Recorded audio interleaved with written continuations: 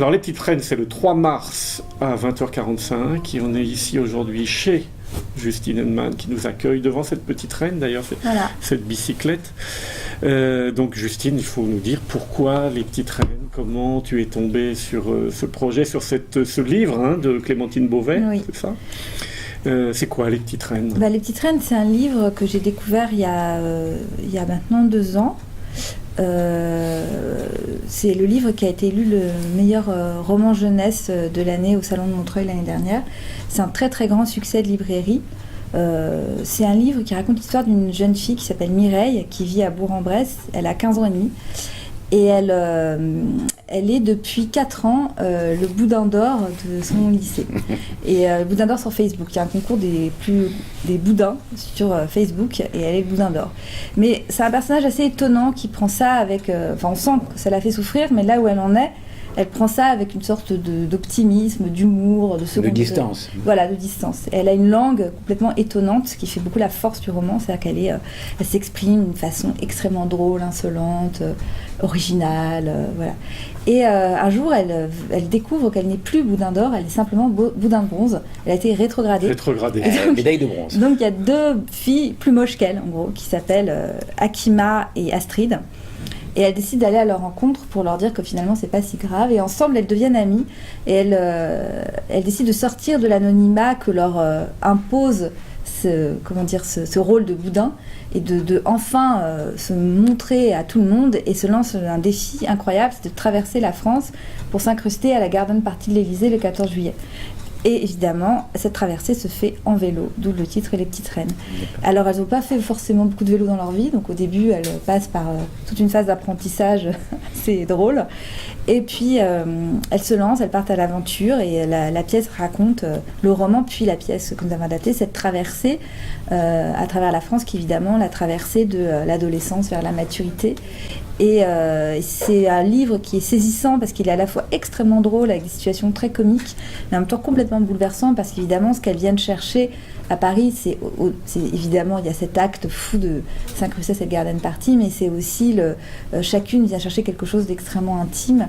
Et c'est une sorte de roman initiatique. Complètement. Oui, voilà. C'est un roman picaresque, avec une évolution des personnages tout au long du voyage. Oui, c'est ça. C'est-à-dire que les personnages ne sont pas les mêmes à la fin qu'au début. Il y a vraiment Mireille n'est pas la même jeune femme au début du livre qu'à la fin. C'est pas du tout un livre. Au départ, on ne se dit pas que c'est théâtral parce que c'est quand même. Oui, un voyage en vélo au théâtre de Bourg-en-Bresse à Paris. Voilà. Et en fait, si c'est complètement, c'est tellement la langue est tellement créative, c'est tellement touchant, tellement drôle que bien sûr que ça fait un objet sur scène, je pense très intéressant à regarder et qui fonctionne quoi. Alors, pour tout se dire, c'est une création. Donc moi, j'ai pas vu la pièce, j'ai vu des lectures. Mais c'est un spectacle qui est porté un peu, il y a des spectacles qui portent malheur et d'autres qui sont portés par bonheur. Celui-là est porté par bonheur. Dès la première lecture, tout de suite, les spectateurs que nous étions, on a vu le spectacle. Ouais. Effectivement, on a vu ce voyage de Bourg-en-Bresse à Paris.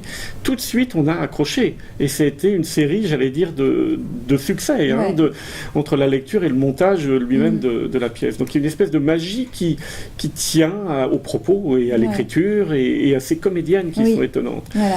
Il faut savoir que c'est des jeunes femmes et il y a un garçon formidable. Qu'est-ce qu'il joue le garçon ? Alors en fait, le frère, parce que et puis d'autres personnages, parce que il y a si vous voulez, la distribution elle est construite comme ça. Il y a les 3 boudins, donc qui sont joués par 3 jeunes comédiennes qui sont très jeunes et qui sont vraiment des actrices formidables. Impressionnantes. Que vous avez trouvé comment ? Alors Manon Combe, celle qui a le rôle principal, je la connais depuis assez longtemps. Enfin toutes les 3, je les connaissais avant. D'accord. J'avais envie de travailler avec elle. Manon, je l'avais vue dans Les Fausses Confidences montées par Luc Bondy. Elle faisait Marton. Et je l'avais trouvé super et je l'avais vu dans pas mal de choses, j'avais trouvé vraiment très bien. Et en fait, quand on a adapté le roman avec Rachel Arditi, moi j'ai tout de suite pensé à elle. D'accord. Et je me suis dit... c'est Rachel Arditi et vous qui avez adapté. On a adapté toutes les 2. Et l'auteur a participé à l'adaptation ou pas ? Non, Clémentine elle n'a pas voulu. Elle n'a pas... non, pas vraiment. Enfin, c'était vraiment les romancières. Elle nous a fait confiance. Et elle a vu une lecture, elle a trouvé ça super, elle est ravie. Mais non, après elle est romancière et prof à Cambridge, Clémentine. Donc après c'est une question de temps aussi, j'imagine que c'est déjà un emploi du temps assez chargé. Mais au niveau de la distribution. Au niveau de la distribution, donc il y a cette comédienne Manon Combe qui fait le rôle principal. Ensuite, il y a Barbara Bolotner qui fait Astrid. qui est pareil, une comédienne qui a fait beaucoup de cinéma, qu'on a pu voir pas mal au cinéma, que je connais depuis longtemps, avec qui j'avais très envie de travailler, et Justine Bachelet qui fait Akima, la plus jeune, et elle sort tout juste du conservatoire. Ouais, c'est ma préférée, elle a un côté boudeur comme ça, mais elle est extraordinaire, c'est un petit bout de bonne femme. Elle a une force inouïe. Voilà, je l'ai dit en présentation de saison, mais je crois que ces comédiennes, elles sont, je leur souhaite, au début d'une très très belle démarche dans ce métier. Parce que toutes les trois, elles ont vraiment une force, une originalité, rien à voir avec le côté boudin, justement. Elles ont des physiques très particuliers. C'est vraiment impressionnant. Hein. Moi elles nous ont tous marqués. Et lui est formidable. Voilà, lui il est génial. Il est génial. Et du coup, lui c'est Mounir Margoum.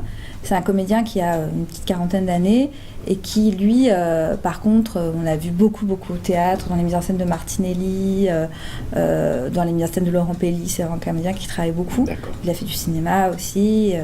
Et donc, lui, il fait le frère d'Akima, justement, de la plus jeune, le grand frère qui est sur un fauteuil roulant et qui va les accompagner lors de cette épopée en fauteuil roulant. Donc il y a 3 vélos et un fauteuil roulant. 3 vélos et un fauteuil. Et le fauteuil, donc c'était aussi la problématique de... Ce garçon est très beau.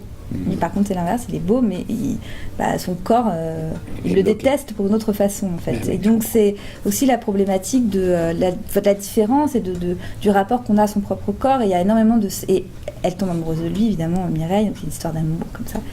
Très pudique, où elle est complètement fascinée par sa beauté. Elle n'arrête pas de lui dire qu'il est beau, Et puis lui dit mais toi aussi t'es jolie. Elle a dit mais non moi je suis horrible, je suis moche. Et il lui dit mais non tu es pleine de vie, tu cours partout. Enfin on sait pas très bien ce que cette histoire va donner, mais ça fait aussi partie du voyage et donc il fait ce rôle-là et puis il fait aussi quelques autres rôles de garçon. D'accord. Enfin, il fait le père de la petite Mireille à la fin. Et Rachel Arditi fait tous les autres rôles féminins, il y en a beaucoup, et tous les rôles d'adultes. On va dire, elle fait la mère, elle fait des journalistes. Donc ils sont 5 en scène, c'est ça ? 5 en scène. D'accord. Et comment on adapte un road trip au théâtre ? Parce que c'est une sorte de road movie. C'est ce que j'allais dire sur le plan scénographique. Comment on va de Bourg-en-Bresse à l'Élysée ? Voilà. Je crois que c'est ce qui nous a vraiment donné le moteur avec Rachel, ça a été la créativité de la langue donne possibilité d'être très mobile sur le plateau, vous voyez, c'est-à-dire qu'il y a beaucoup de moments où juste la façon dont elle raconte quelque chose, c'est tellement drôle, tellement original, que ça aide à faire des transitions d'un lieu à l'autre. Donc je pense que c'est aussi parce que s'il y a cette langue-là, on s'est dit que c'était possible. Après, on est dans une, je trouve, génération de metteurs en scène où on revient à ce qu'est réellement le théâtre, c'est-à-dire le plateau, les acteurs et la magie des comédiens, par exemple les cavaliers, le porteur d'histoire, l'espace vide. Dans une génération où on ne s'embarrasse plus de l'impossible. En fait, on se dit pas c'est pas possible parce que décor. On se dit non, au contraire, traversons l'imaginaire. On fait confiance aux mots et on est en plein imaginaire. On est un cavalier sur un cheval. Enfin, on a bien vu, tout le monde a vu ce magnifique spectacle. Et les porteurs d'histoire, on est 1000 personnages dans 1000 endroits et tout le monde marche en fait. C'est-à-dire que je crois qu'on fait partie comme ça d'une nouvelle génération où on revient au théâtre de Brooke, au conte, on revient à un théâtre où tout est possible et on ne s'interdit rien. Donc on peut monter la bataille d'Austerlitz en ce moment au théâtre avec 3 comédiens. Moi j'avais vu un spectacle à Avignon il y a très longtemps qui m'avait vraiment bouleversée. Je me suis dit finalement le théâtre c'est ça, c'était Boris Goudounov et c'était monté par ce metteur en scène Duncan Donovan et c'est vraiment là je me suis pris une claque si je puis dire, c'était Boris Goudounov, il y avait rien sur scène, mais vraiment c'était juste les acteurs, ils avaient même pas d'armes en fait, il y a toutes ces batailles, ces combats, c'est complètement épique, donc on dit que non, c'était totalement possible et il y avait une telle créativité dans la mise en scène, dans la langue, les acteurs avaient une telle puissance qu'on était vraiment dans Boris Goudounov donc je crois que tout est possible et que plus c'est épique, au contraire plus on peut se permettre des choses folles et voilà, il n'y a pas d'impossibilité. Donc nous on est parti de ça pour adapter, pour pas s'interdire de choses et du coup la pièce elle se sépare en 3 parties. Il y a la première partie qui est à Bourg-en-Bresse, donc qui est plutôt étouffante avec beaucoup d'intérieur parce qu'elles sont quand même très confinées chez elles. La deuxième partie c'est la route, donc le chemin la traversée de la France, et la dernière partie c'est à l'Élysée. Donc en fait, nous, on est parti d'une scénographie très simple. La première partie, c'est vraiment voilà, des petits éléments de mobilier. Elles sont beaucoup chez elles, des rideaux. Enfin, c'est comment dire, un fond de scène très très simple, un peu gris comme ça. Et puis la deuxième partie, c'est la route. Donc on se sert de l'animation pour figurer des routes. Donc il y a de la projection, de la vidéo pour nous transporter comme ça dans différents endroits, traverser la météo aussi, l'orage, la chaleur. Donner des signaux, voilà. des points de repère. Mais ça reste très épuré, c'est pas filmé.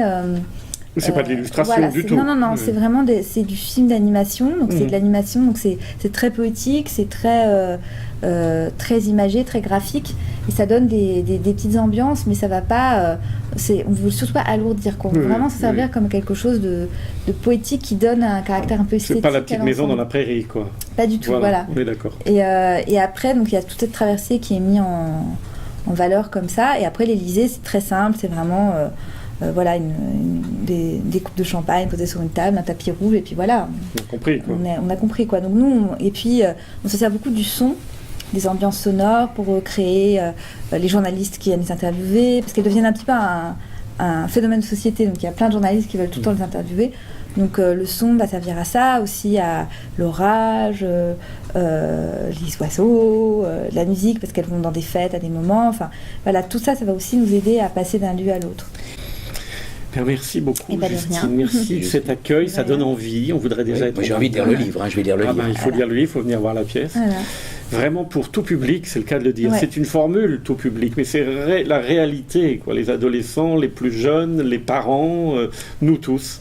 Et oui, et puis pour finir, moi je dirais que j'ai fait lire ce livre à ma mère, mon mari, Guillaume qui travaille ici, qui est beaucoup plus jeune que moi, enfin voilà, tout le monde, et tout le monde aime de la même manière, quoi. Donc c'est vraiment un livre intergénérationnel, quoi. C'est tout. Il est édité où ? Il est édité aux éditions Sarbacane.